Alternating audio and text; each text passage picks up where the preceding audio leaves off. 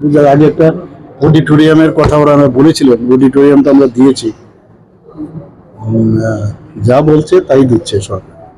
বিধানসভার অন্যান্য স্কুলগুলোতে কি যাবেন না, এইভাবে আমি এটা দেখলাম, এটা তো বললাম অন্য যে আমার বিধানসভা না, অন্যান্য বিধানসভায় আমি যখন যাব ভাবছি ওখানেও গেলে অনেকটা বোঝা যায়। তো সব জায়গায় যেন সেইভাবে হয় সেই চেষ্টাই করব। সময় কম কিন্তু কাজ বেশি, করবো, নিশ্চয়ই করবো।